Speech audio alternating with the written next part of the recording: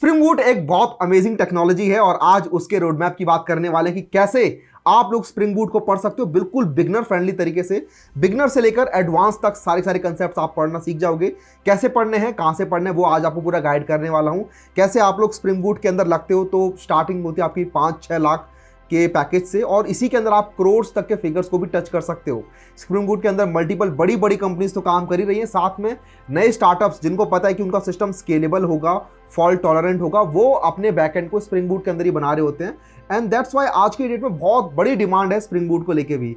तो कैसे आप लोग बन सकते हो उसकी बात करते हैं बिना टाइम को वेस्ट करे। तो Spring Boot framework road map in 2024, यहाँ पे हमारी जो ये वीडियो है ये 2 पार्ट्स के अंदर डिवाइडेड है। आप स्किप कर सकते हो, ठीक है, लेकिन मैं बोलूँगा कि यार आपका बहुत बड़ा नुकसान हो सकता है अगर आप चीज़ों को स्किप करोगे। बेसिकली स्प्रिंग बूट के अंदर कुछ रिक्वायरमेंट है जो आपको पता होनी चाहिए। कुछ ऐसी चीज़ें भी हैं जो कि अगर गुड टू हैव है, मतलब पता है तो अच्छी बात है, लेकिन मैं आज आपको सब कुछ बताने वाला हूँ। तो ये पार्ट 1 के अंदर आपके थोड़े बेसिक कॉन्सेप्ट्स, थोड़े कोर कॉन्सेप्ट्स, इसमें कुछ स्प्रिंग के कॉन्सेप्ट भी आएंगे स्प्रिंग बूट के अलावा, तो वो हम बात कर रहे होंगे। एंड देन पार्ट 2 के अंदर हम थोड़े और अच्छे कंसेप्ट्स की बात कर रहे होंगे। पहले पार्ट 1 की बात कर लेते हैं कि इसके अंदर आपको क्या क्या पढ़ना है। ऑलराइट, तो सबसे पहले यहाँ पे मैंने लिखे हुए हैं Spring Core, Spring Boot MVC, utility classes and then JPA and then actuators. Tension मत लो, कितना पढ़ना है, कैसे पढ़ना है और कितना टाइम लग सकता है आपको, पूरा बताने वाला हूं आपको, ठीक है। तो यहाँ पर सबसे पहले हम बात करेंगे स्प्रिंग कोर के बारे में। इसके अंदर सबसे पहला कंसेप्ट है डिपेंडेंसी इंजेक्शन। ये एक स्प्रिंग बूट नहीं, स्प्रिंग फ्रेमवर्क के रिलेटेड एक कंसेप्ट है। स्प्रिंग बना ही इसलिए था सो दैट आपके J2EE के जो भी फीचर्स होते हैं वो सब के सब आप लोग यूज़ कर सको कम कॉन्फ़िगरेशंस के साथ। बट उसमें लेकिन कॉन्फ़िगरेशन आपको तभी बतानी पड़ती थी स्प्रिंग के अंदर काफ़ी सारी। बट स्प्रिंग के अंदर आपको मिलता था डिपेंडेंसी इंजेक्शन, जो कि स्प्रिंग बूट के अंदर भी होता ही है। आपको पता होना चाहिए डिपेंडेंसी इंजेक्शन, ठीक है। बहुत ही ज़्यादा कोर कॉन्सेप्ट है, कैसे काम करता है, क्यों काम करता है, किस तरीके से पूरा का पूरा कंपोनेंट स्कैनिंग काम करता है, कब डिपेंडेंसी इंजेक्शन होता है और क्यों जरूरी है, सब पता होना चाहिए। इसके बाद आपको अगला एक बहुत fundamental concept which is spring beans and their life cycle events, ये भी पता होना चाहिए। ये अगेन आपका स्प्रिंग कॉन्सेप्ट का ही पार्ट है। एंड देन एप्लीकेशन कॉन्टेक्स्ट क्या होता है, क्यों यूज़ करते हैं इसको और इसके अंदर क्या क्या इन्फॉर्मेशन स्टोर होती है, ये सब आपको पता होना चाहिए। एंड देन एनोटेशंस बहुत इंपॉर्टेंट रोल प्ले करती हैं आपके स्प्रिंग बूट एप्लीकेशंस के अंदर, कैसे काम करती हैं। एनोटेशंस आपके कोड के अंदर एक्स्ट्रा फंक्शनलिटीज़ लेके आती हैं, बट कैसे लाती हैं, कैसे बनती हैं, इवन आपको पता होना चाहिए। कई बार मैंने देखा लोगों को कि वो यूज़ करना सीख लेते हैं क्योंकि उन्होंने ट्यूटोरियल्स देख लिए होते हैं, लेकिन बनती कैसे हैं खुद से, उनको प्रॉपर कोर कंसेप्ट नहीं पता एनोटेशंस का। एंड इंटरव्यूज़ का एक बहुत इंपॉर्टेंट क्वेश्चन हो जाता है कि चलो मुझे ये एक वैलिडेशन का एनोटेशन बनाना है, चलो कैसे बनाओगे, कस्टम एनोटेशन बनाना है। वहाँ पर लोग हाथ खड़े कर देते हैं अपने, लेकिन आपको अगर पता है अच्छे से तो आप काफ़ी अच्छे से उस टाइप के इंटरव्यूज को क्रैक कर सकते हैं। एंड देन मेवन एक बहुत बढ़िया बिल्ड टूल है। मेवन क्यों यूज़ करते हैं, मेवन की क्या रिक्वायरमेंट है, क्या क्या फंक्शनलिटीज़ ये आपके कोड को प्रोवाइड करता है और कौन से इसके अलावा बिल्ड टूल्स होते हैं जो मेवन नहीं यूज़ करना तो कोई और हम यूज़ कर सकें, तो इस टाइप की चीज़ है। And then Spring Boot configurations, आपके पास मल्टीपल फाइल्स होती हैं, राइट, कुछ प्रॉपर्टीज़ फाइल होते हैं, कुछ YAML फाइल होती है। इसके अलावा इन्वायरमेंट वेरिएबल्स के थ्रू भी आप कॉन्फ़िगरेशन पास कर सकते हो, डायरेक्टली आप कमांड लाइन के थ्रू भी पास कर सकते हो। कैसे काम कर रहा है ये पूरा का पूरा, कॉन्फ़िगरेशंस किस तरीके से डलती हैं इसके अंदर, वो आपसे बात की जाती है। तो ये आपका स्प्रिंग बूट का कंसेप्ट हो जाता है। ये ऊपर वाले जितने भी आपके स्प्रिंग फ्रेमवर्क के रिलेटेड हम ज़्यादा बोलेंगे, बट ये जो नीचे वाला है स्प्रिंग बूट कॉन्फ़िगरेशन, ये आपका स्प्रिंग बूट यहाँ पे लिखा है spring Boot, because spring boot का काम ही ये था कि कॉन्फ़िगरेशन को कम कर दिया इसने। स्प्रिंग बूट ने बोला नहीं, XML की रिक्वायरमेंट नहीं है, ये जावा का कोड है तो इसके अंदर सिर्फ जावा रखेंगे हम और मिनिमल कॉन्फ़िगरेशन के साथ रखेंगे, डिफ़ॉल्ट वैल्यूज़ के साथ रखेंगे। आप अगर एकदम बिगिनर हो तो हो सकता है आपके ऊपर से भी जारी हो ये सारी बातें, but it's one of the best kind of technologies out there to create highly scalable and robust backend systems, and many of the companies are using it still, अभी भी, आज भी, और करती रहेंगे, ठीक है। जाने वाला कहीं भी नहीं है ये, तो इसको प्लीज़ सीखो, बहुत ही बढ़िया है। आप मुझे बता भी सकते हो, मैं इसके ऊपर प्रॉपर कुछ वीडियोस भी लेके आ रहा हूँ और मैं एक पेड कोर्स भी प्लान कर रहा हूँ जिसके लिए you can subscribe to this channel और आपको पता चल जाएगा। हम उसके अंदर स्प्रिंग बूट को अंदर पूरा बेसिक से लेकर एडवांस तक जो आज मैं बात कर रहा हूँ ना, वो सब मैं उसके अंदर पढ़ा भी रहूँगा आप लोगों को, ऑलराइट। तो स्प्रिंग बूट कॉन्फ़िगरेशन भी आपको लोगों को पता होनी चाहिए। तो इसके अंदर आपको कितना टाइम लगने वाला है, तो यहाँ पर कुछ बेसिक कंसेप्ट्स हैं, कुछ स्प्रिंग फ्रेमवर्क रिलेटेड कंसेप्ट्स हैं, कुछ स्प्रिंग बूट रिलेटेड कंसेप्ट्स हैं। मैं यहाँ पे अज्यूम कर रहा हूँ कि आपको जावा ऑलरेडी आती होगी, बेसिक जावा, जिसके अंदर आपको जावा ऊप्स एंड कलेक्शन फ्रेमवर्क, बस इतनी नॉलेज है आपको, काफ़ी है। और इसके ऊपर प्रॉपर प्लेलिस्ट आप लोगों की आ गई है, आप जाके चेक कर सकते हैं हमारे चैनल के ऊपर, जहाँ से काफ़ी लोग पढ़ भी रहे हैं जावा को, पूरा बेसिक से लेकर एडवांस तक 1-1 घंटे की उसके अंदर वीडियोस हैं और बहुत ज़्यादा इन्फॉर्मेशन रिच पूरी वो वीडियोस बनाई गई हैं। उससे आप बहुत अच्छे तरीके से मॉडर्न जावा को पढ़ सकते हो और समझ सकते हो, राइट। तो वहाँ से आपको जावा पता होनी चाहिए, एंड देन उसके बाद हम स्प्रिंग बूट की वीडियोस भी लेके आने वाले हैं अपने चैनल पे, तो you can also consider subscribing to our channel. तो उसके अंदर हम स्प्रिंग बूट भी पढ़ रहे होंगे। इन सबको पढ़ने में आपको कितना टाइम लग जाएगा, तो मुझे लगता है आपको इसके अंदर 1 से 2 वीक्स लगने चाहिए। अगर आपको पहले से पता है कि आपको अगर ऑलरेडी पता है कि कैसे जावा काम करती है। You don't have to have a prior knowledge of Spring framework to learn about Spring Boot. अच्छी बात अगर आप लोगों को पता है तो, लेकिन you can directly move on to Spring Boot as well, क्योंकि मैंने कई बार लोगों को सुना है बोलते हैं कि नहीं स्प्रिंग पता होना चाहिए। मैं कहता हूं बिल्कुल जरूरी नहीं है। आप लोगों को ये अगर ये कोर कंसेप्ट्स कुछ पता चल गए हैं तो you can directly move on to Spring Boot, और अगर आपको कहीं पे भी कुछ भी चेंजेस करने पड़े अंदर जाके तो वो आप लर्न कर सकते हो। लेकिन होता है क्या, अगर आप डायरेक्टली स्प्रिंग के अंदर घुस गए तो इतनी सारी कॉन्फ़िगरेशंस हैं कि आप अपना पहला उसके अंदर एंड पॉइंट बनाने से पहले आप 2-3 दिन तो सेटअप में लगा दोगे, और वहीं पर बिगिनर्स अपने हाथ खड़े कर देते हैं। But with Spring Boot you don't have to do all that, और अगर कुछ ऐसा कंसेप्ट है जो इंपॉर्टेंट कंसेप्ट है वो आप एनी हाउ पढ़ ही लोगे स्प्रिंग के अंदर ही, ठीक है। तो आप डायरेक्टली भी स्टार्ट कर सकते हो स्प्रिंग बूट के साथ। I hope I made that clear, और यहाँ पे आपको 1 से 2 वीक्स लग रहे होंगे। Moving on to Spring Boot MVC एक आर्किटेक्चर होता है which is called model view controller architecture, और इसकी वजह से आपके जो सिस्टम होते हैं, जो मैं कह रहा हूँ स्केलेबिलिटी कहाँ से आती है, वो इस वजह से आती है बिकॉज इसके अंदर पहले से जो आपका कोड होता है वो हाईली स्केलेबल होता है। मैं सिर्फ ये नहीं कह रहा स्केलेबिलिटी का मतलब कि यहाँ पर यूजर्स बहुत सारे आ रहे हैं या फिर आपका कोड बहुत सारे यूजर्स पे जा रहा है, नहीं, वो तो काम आपके बेसिकली सिस्टम का होता है, right. Scalability in the sense कि आपके कोड के अंदर आपका कोड अगर कॉम्प्लेक्स भी होते जा रहा है, बहुत सारी नई नई चीज़ें भी आ रही हैं, तो भी आपके कोड के अंदर प्रॉपर आर्किटेक्चर्स फॉलो हो रहे होते हैं, डिज़ाइन प्रिंसिपल्स फॉलो हो रहे होते हैं, सो दैट आपके कोड के अंदर for example solid principle follow हो रहा है या फिर किस एंड ड्राई प्रिंसिपल्स फॉलो हो रहे हैं, ये सब आपके पहले से फॉलो आते हैं। एंड देन ये architecture on the top of that आप लगा रहे होते हैं उसके अंदर मॉडल व्यू कंट्रोलर आर्किटेक्चर, जिससे आपके कोड के अंदर लेयर्स बन रही होती हैं कि आपके पास एक परसिस्टेंस लेयर है, उसके ऊपर आपने सर्विस लेयर बना रखी है, उसके ऊपर आपने प्रेजेंटेशन लेयर बना रखी है, आपकी यूटिलिटीज़ अलग बना रखी हैं आपने, तो आपका कोड बहुत स्ट्रक्चर्ड वे के अंदर इसमें रहता है एंड कम्युनिकेट भी उसी वे के अंदर ही कर रहा होता है। एंड इन सब के लिए ऑलरेडी स्प्रिंग बूट के अंदर आपको काफ़ी सारी एनोटेशंस मिलती हैं, जिससे ये सारा काम आपके लिए बहुत आसान हो जाता है। तो you should know how MVC works. MVC क्या होता है? मॉडल व्यू कंट्रोलर, जैसे मैंने बताया।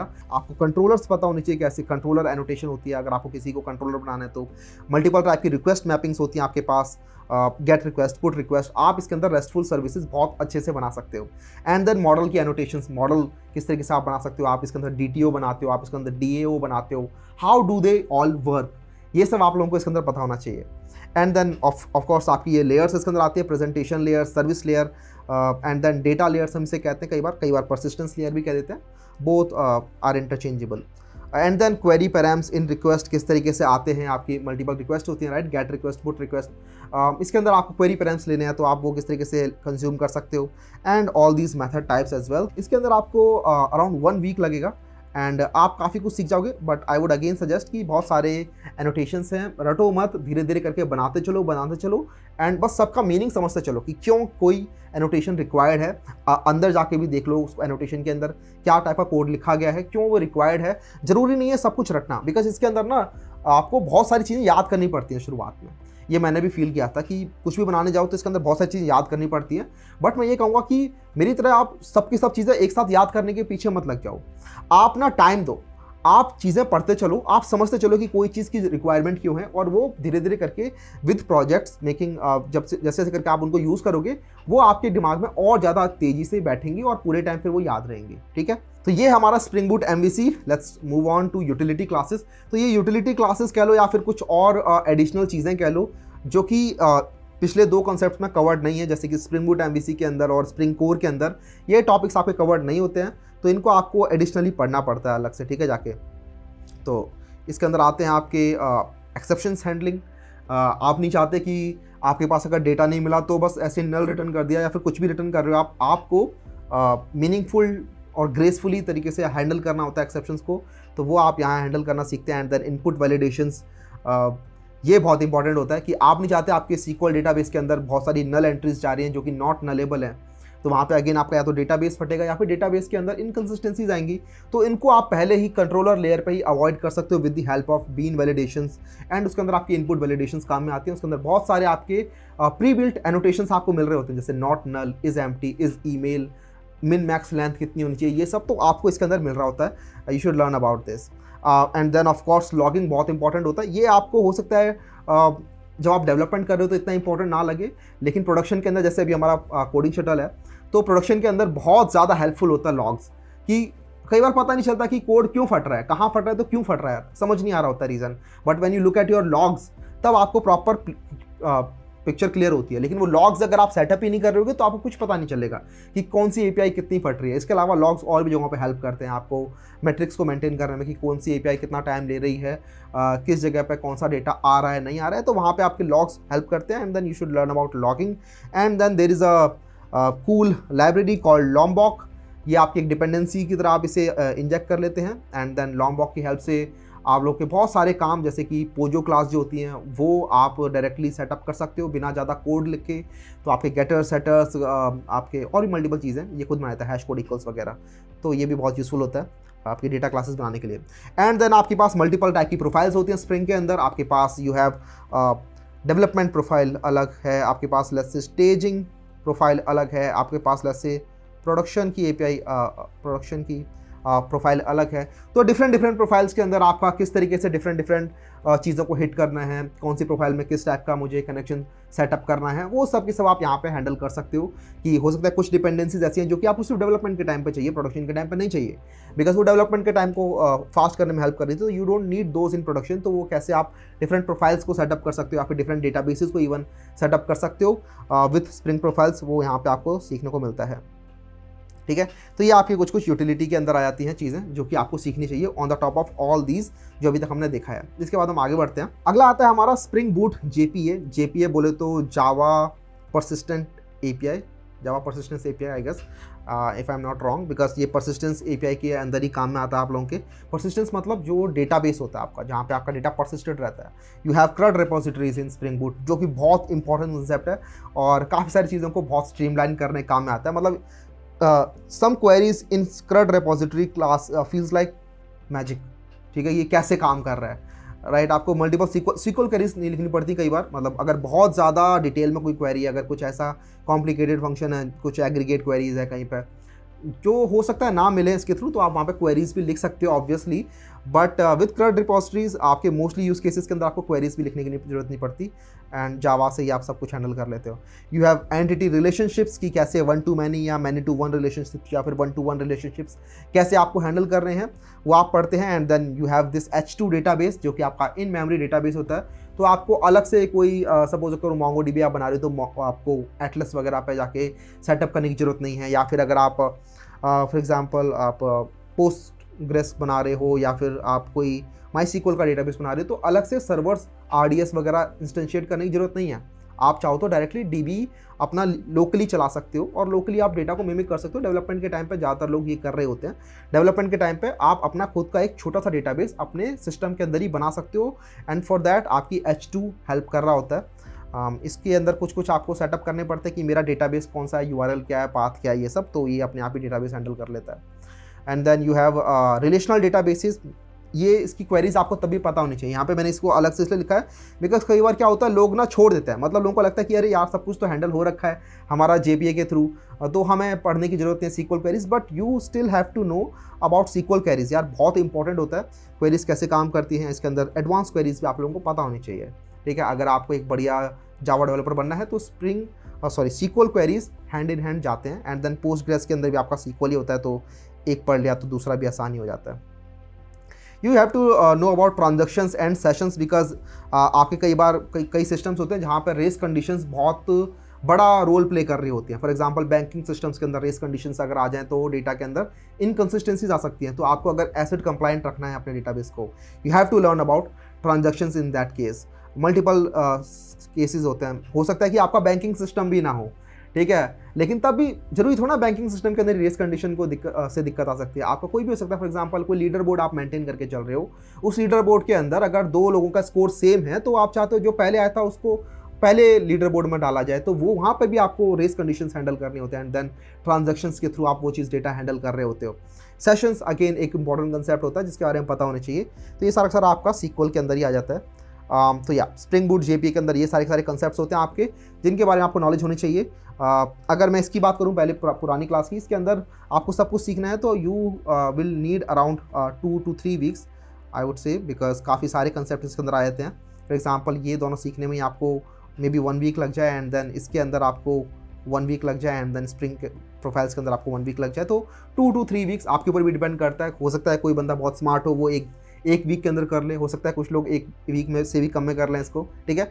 But I would suggest take your time when you are first going through Spring Boot, take your time and learn all the concepts slowly, so that आपको वो long term तक याद रहे। And then if you talk about Spring Boot JPA, तो इसके अंदर भी आपको 2 वीक्स के अराउंड लगेगा, ठीक है, to learn about all the annotations and how do they work, all the databases, and अगर आपको SQL नहीं पता था तो SQL को आपको सीखना होगा, ठीक है। अब कई बार लोगों को लग सकता है कि ये सब करना पड़ेगा क्या, इतना सारा कुछ करना पड़ेगा, ये करके फ़ायदा क्या है, ज़रूरत ही नहीं होगी इतनी सारी चीज़ों को करने की, तो ठीक है मुझे नहीं करना। बट ट्रस्ट मी, इतना ज़्यादा हाई इस टाइम पर कॉम्पिटिशन हो रखा है कि जितना भी आप सीखो वो कम है।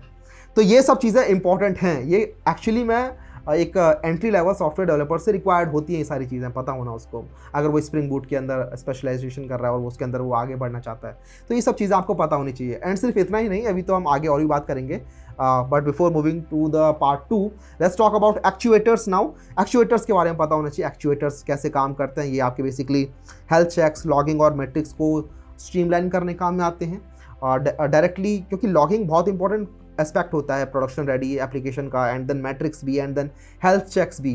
तो बहुत सारे डेवलपर्स इसको यूज़ कर रहे होते थे, तो स्प्रिंग बूट ने बोला लो, इसके लिए भी हमने एक डिपेंडेंसी बना रखी है ऑलरेडी, और ये आपको डायरेक्टली मिल जाएगी, ठीक है।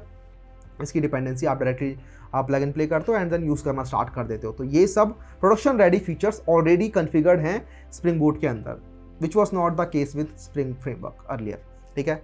तो इसी वजह से बहुत ही मास अडॉप्शन आपको देखने को मिलेगा। इवन जो कंपनीज पहले स्प्रिंग फ्रेमवर्क के अंदर काम करती थी, अगर वो अब आज की डेट में एक नया उनको माइक्रो सर्विस स्पिन अप करना होता है, they always use Spring Boot because it's very easy to set up things with Spring Boot, because इसके अंदर जो डिफॉल्ट्स भी होते हैं वो काफ़ी यूजफुल होते हैं, और अगर डिफॉल्ट्स चेंज करने होते हैं आपको कंपनी वाइड कुछ कन्फिग्रेशन आ रखी है, तो वो भी कन्फिग्रेशन फाइल आप सीधा एक को कॉपी पेस्ट कर सकते हो दूसरी माइक्रो सर्विसेज के अंदर, and then you are done. You just copy paste your configurations and you are done. You have set up another microservice in your organization. तो इसीलिए बहुत ज़्यादा फास्ट होता है इसके अंदर, ठीक है। Let's move on to the part 2 now. इसके अंदर मैंने माइक्रो सर्विसेज को थोड़ा अलग हाईलाइट किया हुआ है, बिकॉज ये एक स्टार कॉन्सेप्ट है, जो कि अगर आप सीखते हो तो आप एक स्टार प्रोग्रामर बनते हो। बट इसके अलावा आपके पास ये सारी चीज़ें होती हैं, Spring security and then AOP and then testing, deployment, Kafka की भी नॉलेज अगर आपको है तो अच्छी बात हो जाती है, लेकिन ये भी थोड़ा ऐसा होता है कि काफ़ी कंपनीज में रिक्वायर्ड होता है, काफ़ी इंजीनियर से रिक्वायर्ड होता है, कुछ इंजीनियर से रिक्वायर्ड नहीं होता है, तो it's up to you. But ये जो नीचे के 2-3 चीज़ें लिखी हुई है ना, ये सब हो सकता है आप स्किप भी कर सकते हो। आपको देखना होगा कि कंपनी के JD में क्या लिखा हुआ है। फॉर एग्जाम्पल मैं कुछ दिनों पहले देख रहा था, एक एटलेशियन का कंपनी थी, एटलेशियन के JD के अंदर उन्होंने लिखा हुआ था कि आपको micro services, Kafka, ELK stack, इस सब की नॉलेज है, तो दैट्स अ +1 फॉर अस। तो अगर आपने ट्रस्ट में अगर ये सब लिखा हुआ है ना अपने रेज्यूमे के अंदर, और अगर आपका कोई एक आध राउंड के अंदर आप थोड़ा सा लड़खड़ा भी जाते हो DSA स्पेसिफिक राउंड के अंदर, तो भी आपका अगर ये सब चीज़ें स्ट्रांग है ना, वो आपको हायर कर सकते हैं, समझ रहे हो। तो वहाँ पे आपको एक बेनिफिट मिलता है ये सब चीज़ें करने का। कई बार लोग सिर्फ कॉम्पिटिटिव प्रोग्रामिंग करते हैं, वो डेवलपमेंट की तरफ बिल्कुल भी जाना नहीं चाहते हैं, तो वो एक नेगेटिव पॉइंट भी हो जाता है मल्टीपल कंपनीज़ के लिए। उनको दिखता है कि इसको बिल्कुल भी डेवलपमेंट की नॉलेज नहीं है, इसको नहीं पता कैसे स्केलेबल सिस्टम्स बन रहे होते हैं। तो अल्टीमेटली तो आपको वही करना होता है कंपनीज़ के अंदर जाके, राइट। कंपनीज़ के अंदर आपको DSA की कॉम्पिटिशन नहीं देने होते हैं, वहाँ पर जाके आपको प्रॉपर सिस्टम्स बनाने होते हैं जो कि स्केल करेंगे, बिलियंस ऑफ रिक्वेस्ट को सर्व कर रहे होंगे पर सेकेंड। तो वो आप कैसे कर सकते हो achieve. So let's move on to Spring security now. Spring security के अंदर हम सबसे पहले बात करेंगे ऑथेंटिकेशन की। तो ऑथेंटिकेशन आजकल हर एक ऐप के अंदर रिक्वायर्ड होता है। आपके login, sign up, session based, token based, cookie based किस तरीके से काम करेंगे अलग अलग जगहों पे authentication, and then you have authorization as well. Login with password कैसे करते हैं आप, सेशन मैनेजमेंट कैसे करते हैं कि एक यूज़र ने मल्टीपल सिस्टम के अंदर लॉगिन किया हुआ है, तो कैसे उसके सेशन को मैनेज करना है, उसको एटमोस्ट कितने सेशंस देने हैं। फॉर एग्जांपल आपने देखा होगा हॉटस्टार के अंदर अगर आप लोग एक सब्सक्रिप्शन लेते हो तो कई बार वो सिर्फ 2 यूज़र्स अलाउ करता है, 2 डिवाइस एक बार में, कई बार 3 डिवाइस, कई बार सिर्फ 1 डिवाइस। कैसे मैनेज हो रहा है वो सेशन के थ्रू हो रहा है, तो वो सेशन कैसे मैनेज होते हैं वो सब आप यहाँ पे सीखते हो। And then roles and permissions, authorization, कुछ हो सकता है एडमिन रोल हों, कुछ यूज़र रोल हों, कुछ एम्प्लॉयज़ के रोल्स हों, मल्टीपल टाइप के रोल्स होते हैं। उन रोल्स को किस तरीके से आपको परमिशंस देनी है वो सब आप यहाँ पर सीखते हो। तो ये बहुत ज़्यादा इंपॉर्टेंट कंसेप्ट आपका हो जाता है। इसके बाद आपका custom authentication providers like Google, like Facebook, like GitHub, Discord, इन सब के थ्रू भी आप लोग लॉगिन करा सकते हो अपने सिस्टम के अंदर, राइट। तो वो कैसे काम करता है, तो इसके अंदर आप थर्ड पार्टीज OAuth यूज़ कर रहे होते हो, वो इतना मुश्किल नहीं होता। एक बार आपने इतना सब कुछ कर लिया तो उसके बाद ये तो बस प्लग एंड प्ले APIs होती हैं, आराम से आप कर सकते हो। Then you have token based authentication using JWT। All these concepts are super important. और अगर आपने जैसे मैंने पहले बताया था उतना कर लिया है, आप एक्चुएटर्स तक आ चुके हो, तो ये भी आप लोग कर लोगे आराम से।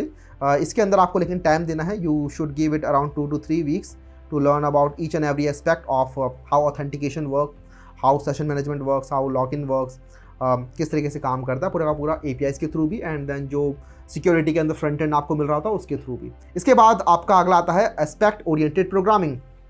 What it is just magic. For example suppose करो आपके पास आपका मैनेजर आता है, बोलता है कि भाई ये एक सर्विस है, ये सर्विस A है लेट्स से, और एक सर्विस लेट्स से B है। इस सर्विस A के अंदर हम चाहते हैं कि ये पर्टिकुलर कोड जो आपका फंक्शन चल रहा है इसके अंदर हमें ना यहाँ पे लॉग्स चाहिए, और उसके बाद लेट्स से लॉग्स के बाद कुछ और भी काम करना है, लेट्स से चेक करना है कि has the user logged in और नॉट, मतलब मल्टीपल चीज़ें हो सकता है, ठीक है, सिक्योरिटी वगैरह भी। और ये सेम काम आपको सारी मेथड्स में करना है, सभी की सभी सर्विसेज में करना है।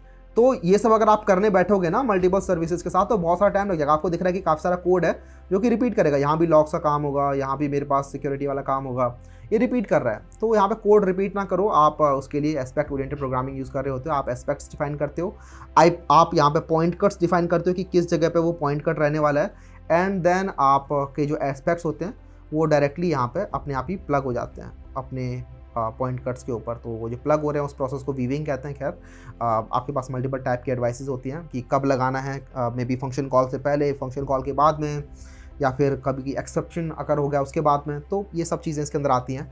I know the video is taking longer because I am explaining a lot of it, but all this is very very important, and मतलब अंदर से ही आ रहा है कि मैं आपको समझाते भी चलूँ साथ में, बट रोड मैप के अंदर आपको बस बताना ही होता है कि क्या क्या चीज़ें आपको पढ़नी होती हैं, बट स्टिल ठीक है। तो ये आपको समझ में आ रहा होगा कि ये डायरेक्टली प्लग एंड प्ले हो रहा है। तो इट फील्स लाइक मैजिक। ये कैसे काम कर रहा है, मतलब service A and service B को पता भी नहीं चलता कि ये सब हमारे साथ हो रहा है, बट स्टिल उनके साथ हो रहा है। तो you are not tightly coupled with these logs.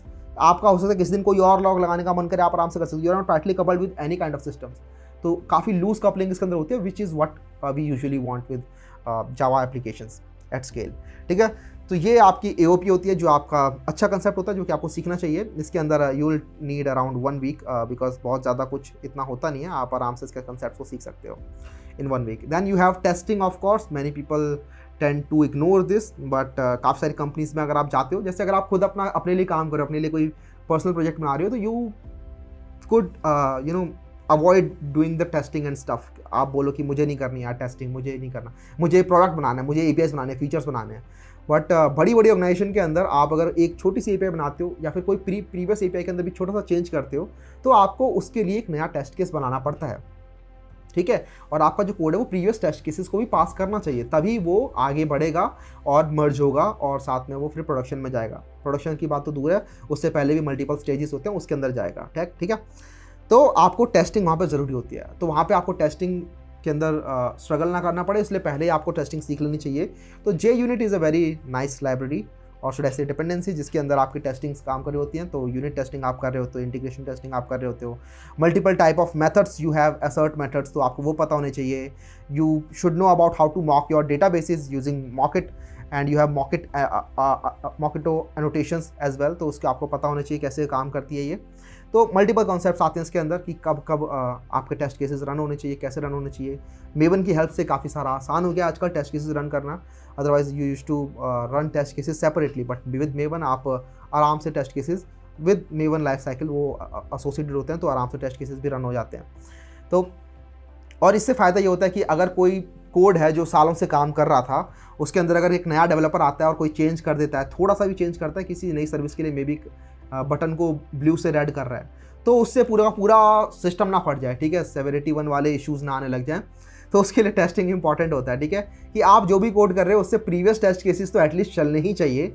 और obviously you are required to create your own new test cases for these new changes as well. उसके बाद अगला आता है आपका डिप्लॉयमेंट का part, which you can skip. अगर आप अपने लिए खुद का कुछ मे बी आप स्टार्टअप नहीं बना रहे, या फिर आप अपने खुद के सिस्टम्स को डिप्लॉय नहीं कर रहे, बिकॉज मल्टीपल टाइम्स इंजीनियरिंग के अंदर आपको रिक्वायर नहीं होता कि आप अपने सिस्टम को डिप्लॉय भी कर रहे होते। You have another team for that in multiple companies. लेकिन मैंने देखा है काफ़ी कंपनीज के अंदर कि आप you are responsible for your systems, you are responsible for your micro services, within your team, तो वो कैसे डिप्लॉय हो रही हैं उसके बारे में आपको पता होना चाहिए, ठीक है।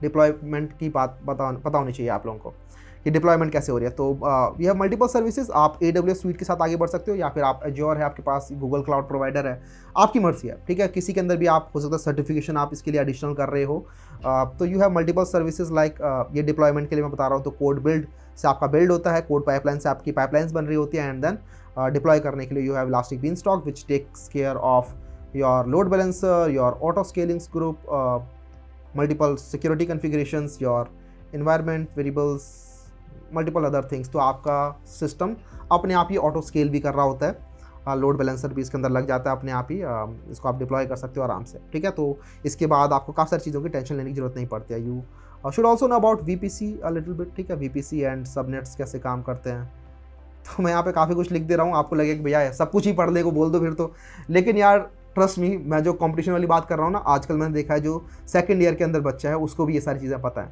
ठीक है। वो कैसे लर्न कर रहा है आई डोंट नो, कब लर्न कर लिया उसने, लेकिन people are aware these days. वहीं पे देखता हूँ मैं कि 4th ईयर पार हो गया लोगों का, and they have zero clue about development.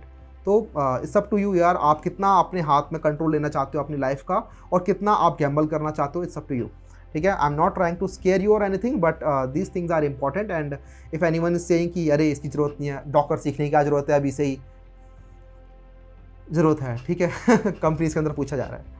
And then you have Kafka as well, ये अगेन मैसेजिंग के लिए काम में आता है। When you have multiple systems, you don't want any kind of data to be ignored.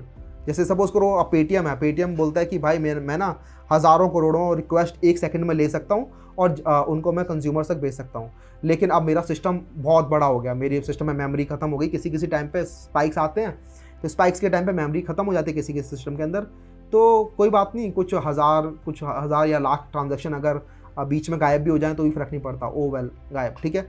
ऐसा नहीं allow कर सकते वो सिस्टम्स, ठीक है। तो वो चाहते हैं कि अगर उनका सिस्टम आउट ऑफ मेमोरी भी चला जाए तब भी फॉल्ट टॉलरेंट रहे, ठीक है। तो for that you have messaging, तो Kafka is one of that. तो Kafka basically if I remember right, ये लिंक्डइन ने बनाया था और उसके बाद फिर अपाची के अंदर ये चला गया, तो लिंक्डइन ने बनाया था, then they made it open source and now it's part of Apache software. तो उसके अंदर ये काफका आप चाहो तो यूज़ कर सकते हो। इसको ऑब्वियसली डिप्लॉय करना है तो कुछ ना कुछ सर्विसेज आप यूज़ करते हो, may be you use like यहाँ पे जैसे मैंने लिखा है RabbitMQ, जो कि आप अपने सिस्टम के अंदर भी रन कर सकते हो, ठीक है। लोकली अपना खुद का सर्वर रन कर सकते हो, तो you are in full control of your own servers and how do you want to configure this RabbitMQ. But you also have this SimpleQ service in AWS which most of the companies use these days because इसके अंदर काफ़ी सारी configuration पहले से setup है and it's not that expensive as well, ठीक है। तो काफ़ी चीप ही ऑप्शन होता है कई बार कंपनीज़ के पास, क्योंकि इसके लिए भी खुद का सर्वर स्पिन अप करना पड़ता है। You have to learn about Apache Kafka architecture, the whole thing, कैसे वो पूरा का पूरा आर्किटेक्चर काम कर रहा है, कैसे कंज्यूमर्स हैं, कैसे इसके अंदर प्रोड्यूसर्स हैं, कैसे इसके अंदर ब्रोकर्स हैं, बहुत सारी चीज़ें इसके अंदर आती हैं, ठीक है। अंदर और भी चीज़ें आ रही होती हैं, तो चीज़ें पता होनी चाहिए इसके अंदर कैसे काम करते हैं, तभी आप स्केलेबल सिस्टम बना रहे होते हो। सिस्टम डिज़ाइन के अंदर क्वेश्चन आता है कि ट्विटर बनाना है मुझे, अब आप उसके अंदर ट्विटर के अंदर बस ये बोल दोगे ना उनको कि ठीक है एक CRUD API बना देंगे, एक यूज़र API बना देंगे, ख़त्म। नहीं, वो ये नहीं पूछना चाहता आपसे, वो पूछना चाहता है कि भाई हम बिलियंस ऑफ ट्वीट्स को कैसे हैंडल करेंगे, वो बताओ हमें, ठीक है। वहाँ पे वो आपसे सिर्फ CRUD ऑपरेशंस नहीं पूछ रहा है, आपसे पूछ रहा है कि आपको सिस्टम की नॉलेज है क्या, because real world system are based like this only, ठीक है, आर बिल्ट लाइक दिस। तो डिप्लॉयमेंट की अगर बात करें तो इसमें बहुत सारी चीज़ें आती हैं। You can take a minimum of 2 week and you can go on and on. AWS के अंदर बहुत सारी सर्विसेज होती हैं, यहाँ मैंने लिखी भी नहीं है, मल्टीपल और भी होते हैं। RDS सर्वर के लिए होता है सॉरी डेटाबेस के लिए होता है। EC2 की नॉलेज होनी चाहिए, मे बी आपको IAM के बारे में पता होना चाहिए, ये कैसे काम करता है, और भी बहुत सारी चीज़ें मैंने यहाँ पे लिख नहीं रहा, वरना रह जाओगे, ठीक है। लेकिन टेंशन मत लो, अच्छी बात यह है कि सभी लोगों को नहीं पता होता AWS के बारे में, मतलब इवन AWS के डेवलपर्स को नहीं पता इतनी सारी सर्विसेज हैं कि वो सबके सब सर्विस यूज़ कर पाएँ। लेकिन कुछ अच्छी सर्विसेज होती हैं जो आपको पता होनी चाहिए, जैसे कि SQS is one of them, या फिर यहाँ पे जो मैंने लिखी है ये कुछ बेयर मिनिमम ये आपको पता होनी चाहिए। ऑलराइट, तो with Kafka I think you would take around 1 to 2 weeks to learn Kafka if you are complete beginner, because इसके अंदर बहुत सारी चीज़ें होती नहीं हैं, मोस्टली चीज़ें आपकी पब्लिशर्स एंड कंज्यूमर सेटअप करने के टाइम पे आ रही होती हैं। But once you know about this, just create one project, it will take you around 1 to 2 weeks and you will be good to go. And then you have micro services. अगर अभी तक आप इस video के अंदर बने हुए तो कॉन्ग्रेचुलेशंस, क्योंकि काफ़ी लंबा ये रोड मैप चला गया है, लेकिन हम पूरा का पूरा एग्जॉस्टिव रखना चाहते हैं इसको।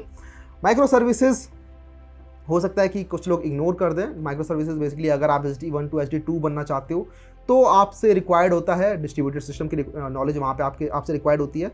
मोस्ट ऑफ द केसेस के अंदर मैंने देखा if you want to become SD1 at a company तो वहाँ पे इतना ज़्यादा माइक्रो सर्विसेज के ऊपर ध्यान नहीं देते हैं, बिकॉज आप अभी कॉलेज से ही आए हो, तो why would you need a micro service, right. College से ही निकल के आए हो। माइक्रो सर्विस आपको तब रिक्वायर्ड होती है जब आप एक बहुत कॉम्प्लिकेटेड सिस्टम बना रहे हो या फिर एक बहुत ही हाईली स्केलेबल सिस्टम बना रहे हो, बहुत ही बड़ा, तो वहाँ पे डिस्ट्रीब्यूटेड नेटवर्क की रिक्वायरमेंट होती है। अदरवाइज तो लोग मोनोलिथ के साथ ही आगे बढ़ रहे होते हैं, राइट। तो मोस्ट केसेस में आपको मोनोलिथ पता होना चाहिए, तो पिछला जितना भी तक हमने पढ़ा था उतना पता होना चाहिए। बट विद माइक्रो सर्विसेज आपको अगर सीखना है माइक्रो सर्विस तो इसके अंदर ये सारी चीज़ें आपको सीखनी होती हैं। तो माइक्रो सर्विस आर्किटेक्चर कैसे काम करता है, क्या क्या चीज़ें इसके अंदर रिक्वायर्ड होती हैं, की प्रिंसिपल्स ऑफ माइक्रो सर्विसेज, तो all these you should learn. And then how to register your each of your micro service at Eureka, and then fault tolerance. मैंने बहुत सारी चीज़ें यहाँ पे स्किप भी कर दी हैं। आपके पास RPC कम्युनिकेशंस होते हैं,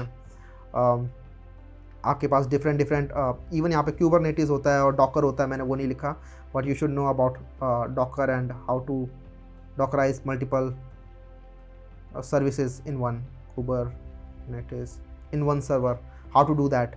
API gateways, of course, आपकी API gateway के थ्रू मल्टीपल सर्विसेज होंगी जिनको आप कॉल कर रहे होगे, तो you have multiple servers but they are in a VPC से, and then you have something called a gateway, may be a NAT gateway, जिसके थ्रू आपका ये कनेक्ट हो रहा होता है, एंड देन ये लोड बैलेंसर के थ्रू फिर आपका सब जगह लोड जा रहा होता है। तो हाउ डज दैट हैपन? अच्छा, API गेटवेज के थ्रू आप मल्टीपल सर्विसेज के थ्रू जा रहे होते हैं। I am sorry, I just got it confused with something else. So you have load balancers for your different services, but you have your API gateways first. API gateways के पास आपकी request जारी होती है, ये नेट के पास होता है, ये पहले सपोज करो ये नेट है for your VPC, and then इसके बाद आपके पास होता है योर गेटवे, ठीक है, लेट्स से गेटवे। तो गेटवे आपका बताता है कि मुझे किस सर्विस को ये रिक्वेस्ट भेजनी चाहिए, तो it acts as a load balancer as well, ठीक है। And this is completely different thing, this is NAT, this is for your VPC connections. तो आपका बाहर के इंटरनेट से आपके प्राइवेट इंटरनेट में कैसे कम्युनिकेट हो सकता है, because none of these servers should have a private public IP address, so how can they communicate with the internet? They do that via this net. And of course you have centralized logging using ELK stack. This is very important and used in almost all the big tech companies. ELK stack, which is for Elasticsearch, Logstash and Kibana, right? तो ये तीनों चीज़ें होती हैं इसके अंदर, और कैसे ये पूरा centralized logging काम करता है, all this you learn when you are an SD1 at a company and you want to go to an SD2 level, or otherwise you can learn it on your own as well, ठीक है। काफ़ी अच्छे concept होते हैं। तो ये था मेरी तरफ से। And then of course build highly scalable robust and secure systems like a pro, ठीक है। काफ़ी मज़ा आता है यार जब आप ऐसे बड़े सिस्टम बना रहे होते हो और देख रहे होते हो कि यार ये इतनी सारी सर्विसेज, इतनी सारी रिक्वेस्ट को एक साथ सर्व कर रहा है, चीज़ें काम कर रही हैं, चीज़ें ऑटो स्केल हो रही हैं, हाईली स्केलेबल, आप पेटाबाइट्स का इवन डेटा आप प्रोसेस कर रहे होते हो कई बार, कई केसेस में। तो बड़ा मज़ा आता है वो सारे सिस्टम बनाने में। वो फटते भी हैं कई बार प्रोडक्शन के ऊपर। Then you learn a lot of things, you create a lot of safeguards along the systems की कैसे वो चीज़ें दोबारा से ना हो, गार्ड रेल्स आप बना रहे होते हो। बट मज़ा आता है जब आप हाईली स्केलेबल सिस्टम बना रहे होते हैं। And you tell me if you want to learn more about Spring Boot from me, I will definitely be making a course, paid course on this, but I will also be making YouTube videos about Spring Boot in the future as well, ठीक है। तो this was your Spring Boot road map from me. काफ़ी सारी चीज़ें हमने सीखी।